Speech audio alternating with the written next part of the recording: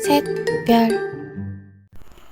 Assalamualaikum warahmatullahi wabarakatuh. Hai semuanya, kembali lagi di video pembelajaran SKI di Asia Eropa. Hari ini kita akan membahas tentang peradaban dunia sebelum Islam dengan nama anggota kelompok yang pertama, Hanif Fahrani Yunianto dengan NIM 079, Salma Salsabila dengan NIM 097, dan Septining Catherine Surya dengan NIM 101. Assalamualaikum warahmatullahi wabarakatuh.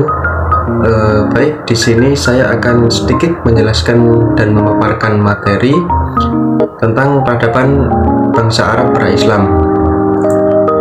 Yang pertama yaitu ada sejarah bangsa Arab,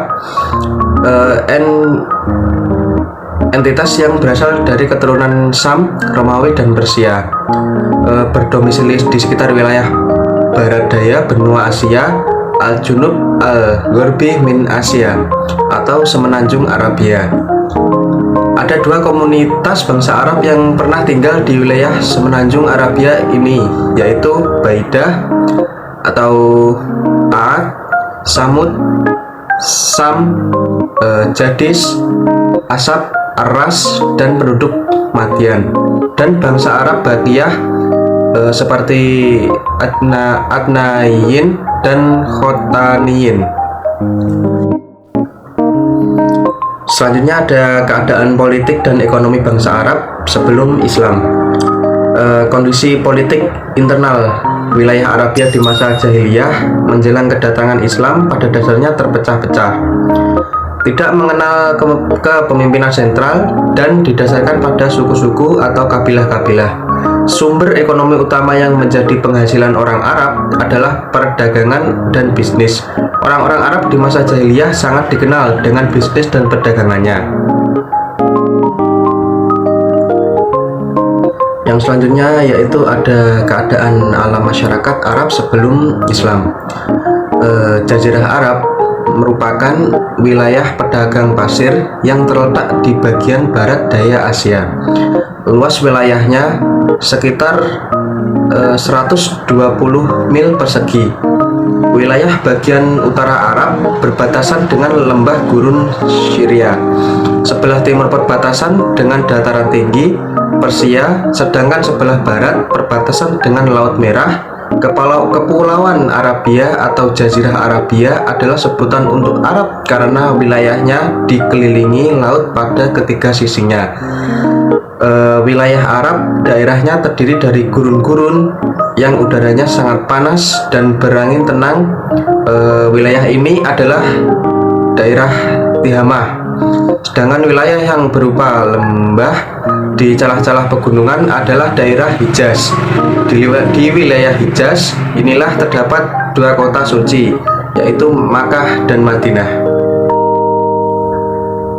Yang terakhir ada kondisi moral dan budaya bangsa Arab sebelum Islam. Yang pertama yaitu masyarakat bukan bodoh atau jahil, dalam arti buta huruf dan tidak mengenal pengetahuan sama sekali, tetapi mereka tidak mengetahui hakikat dan sumber kebenaran dan tidak mengenal Tuhan yang semestinya mereka sembah. Yang kedua ada struktur masyarakat menempatkan perempuan pada posisi sangat rendah, bahkan tak terhitung sebagai manusia yang wajar. Ia dinilai identik dengan barang-barang komoditas.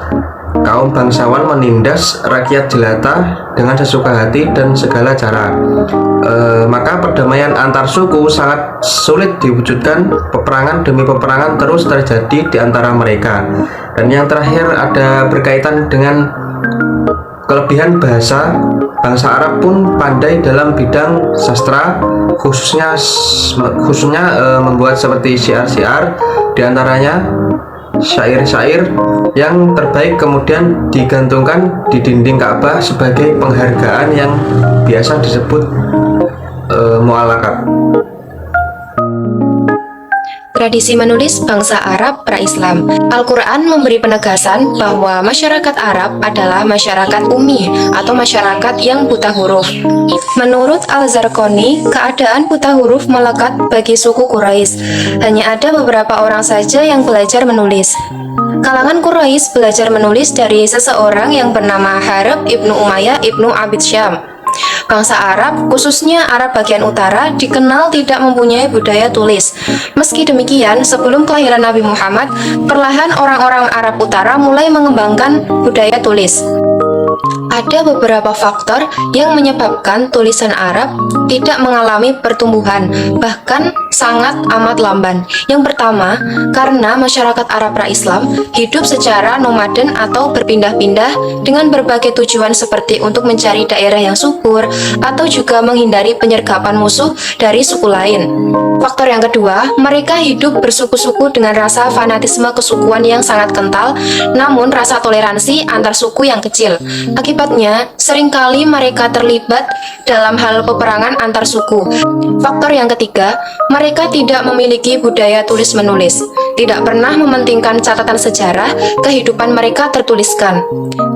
Faktor yang keempat, yaitu mereka jauh dari ilmu pengetahuan secara umum. Pengetahuan mereka tentang ilmu politik, ekonomi, sosial, kedokteran, dan lain-lain masih sangat tertinggal dari bangsa-bangsa lain seperti Romawi dan juga Persia. Kemudian, pendidikan bangsa Arab pra-Islam. Menurut pandangan Amin Nasir, dapat dikatakan bahwa sebelum Islam datang, pendidikan bangsa Arab dilakukan melalui tradisi lisan, yaitu dari mulut ke mulut dan dari generasi ke generasi. Sehingga materi pendidikan hanya mencakup pengetahuan yang dibutuhkan dalam kehidupan sehari-hari pada masa saat itu. Mereka mengenal ilmu pengetahuan, yaitu ilmu tentang nasab atau keturunan, sejarah dan perbandingan agama, ilmu ru'ya atau mimpi, dan ilmu tenung atau sihir. Selain itu, bangsa Arab pada saat itu telah memiliki kemajuan ilmu pengetahuan, yaitu pertama, ilmu bangunan. Hal ini dibuktikan oleh kemampuan mereka dalam hal membuat rumah dengan cara memahat gunung-gunung batu. Yang kedua, ilmu tentang sejarah. Pada zaman itu, ilmu sejarah hanya terbatas pada silsilah keturunan saja.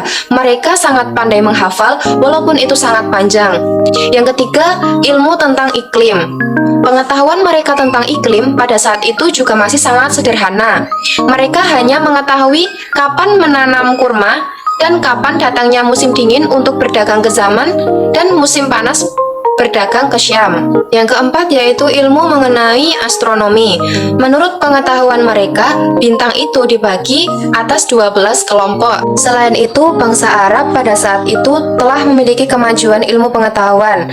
Selain itu, masyarakat sebelum Islam memiliki kesusastraan seperti puisi dan juga prosa yang diciptakan untuk mengungkapkan dan melukiskan adat istiadat, tata susila, agama, kepercayaan, kepahlawanan, peperangan, pesona alam, dan lain-lain. Tujuan pendidikan bangsa Arab pra-Islam yaitu bertujuan untuk mempersiapkan diri untuk berkembang menjaga keberlangsungan hidup mereka. Menurut Jawad Ali, seorang penulis sejarah terbaik bangsa Arab pra-Islam, pada masa pra-Islam, pendidikan dasar atau kutab sudah dikenal sebagai lembaga yang mengajarkan baca tulis, berhitung, dan dasar-dasar agama. Oke teman-teman, selanjutnya kita akan membahas tentang pusat kegiatan intelektual di luar Arab pada masa pra-Islam. Yang pertama ada Athena. Athena adalah kota di bawah kekuasaan Romawi Timur dan menjadi salah satu pusat intelektual pada masa itu, yang melahirkan beberapa ilmuwan besar seperti Plato, Socrates, dan Aristoteles. Dan yang kedua ada Alexandria Helenistik. Alexandria menjadi pusat kegiatan ilmiah dan filsafat Yunani bersamaan dengan pertumbuhan Helenisme yang dipengaruhi oleh Oriental dan Mesir kuno. Dan yang ketiga ada Romawi Timur. Romawi ini berdiri pada tahun 27 Masehi, di mana pada masa itu Athena tetap berfungsi sebagai pusat pengembangan intelektual. Akan tetapi sangat disayangkan filsafat dan sains tidak pernah tumbuh subur di Roma seperti halnya di Athena dan di Alexandria. Dan yang keempat ada Konstantinopel. Sumbangan Konstantinopel terhadap perkembangan pengetahuan salah satunya adalah dengan didirikannya Universitas Konstantin di Konstantinopel. Dan yang kelima ada Judisapur. Judisapur ini terletak di bagian tenggara lembah Mesopotamia dan berada di bawah kekuasaan kerajaan Persia Sasania. Judisapur menjadi pusat kegiatan intelektual terbaik di zamannya, khususnya di bidang kedokteran, matematika, dan musik. Dan yang keenam ada Edessa, Haran, dan Nispis. Kemunduran Alexandria yang menyebabkan terjadinya eksodus ilmuwan berperan besar dalam penyebaran sains ke daerah-daerah ini. Setelah dimusuhi oleh belahan barat, kelompok ini melarikan diri ke wilayah Syria dan mendirikan sekolah di Edessa. Ketika Edessa ditutup, maka para ilmuwan ini kembali ke Nisbis dan Haran. Kegiatan kota Haran cenderung lebih didominasi oleh para ilmuwan pagan, sedangkan Edessa menjadi pusat kegiatan intelektual yang didominasi oleh ilmuwan Kristen. Dari presentasi kelompok kami, ada yang bertanya nih, pertanyaannya sangat menarik. Yang pertama dari Mbak Laila. Dengan pertanyaan, siapa yang mengajarkan pertama kali tradisi menulis dan bagaimana pengaruhnya terhadap masyarakat? Menurut kelompok kami, bangsa Arab pra-Islam merupakan masyarakat yang buta huruf. Mereka lebih menyukai menghafal daripada menulis. Sehingga tradisi menulis baru ada ketika Islam mulai disebarkan dan berkembang pada masa itu. Serta ilmu pengetahuan berkembang pesat pada masa dinasti Abbasiyah, yaitu ditandai dengan munculnya ilmuwan-ilmuwan muslim seperti Ibnu Sina, Al-Khawarizmi, Al-Ghazali, dan lain-lain. Yang kedua, pertanyaan dari Mbak Putri. Dengan pertanyaan, mengapa bangsa Arab pra-Islam tidak mau belajar keluar daerah Arab? Nah, menurut kelompok kami, hal itu dikarenakan bangsa Arab pra-Islam beranggapan bahwa ilmu pengetahuan hanya digolongkan untuk orang-orang yang terpandang atau kaum elit saja, sehingga orang biasa atau rakyat jelata dibiarkan bodoh. Dan yang ketiga, ada pertanyaan dari Mas Ahmad Nur Ihsan dengan pertanyaan, apa manfaat ilmu ru'ya, ilmu sihir, dan ilmu nasab? Bagaimana asal-usulnya? Menurut kelompok kami, pada zaman dahulu, masyarakat Arab pra-Islam mengenal ilmu ru'ya, yaitu ilmu tentang penafsiran mimpi, yang dimaksudkan untuk mengetahui arti mimpi-mimpi tersebut. Apakah mimpi tersebut sebagai pertanda baik atau pertanda buruk? Selanjutnya, ilmu sihir. Ilmu sihir sudah ada sejak zaman Nabi, yaitu ilmu hitam atau perbuatan ajaib dengan bantuan makhluk gaib yang digunakan untuk tujuan tertentu. Dan ilmu nasab, yaitu ilmu mengenai keturunan, digunakan untuk mengetahui istilah silsilah keluarga atau keturunan. Cukup sekian presentasi dari kelompok kami. Apabila ada salahnya, kami mohon maaf, dan apabila ada yang benar, itu datangnya dari Allah semata. Terima kasih sudah menonton. Wabillahi taufiq wal hidayah. Wassalamualaikum warahmatullahi wabarakatuh.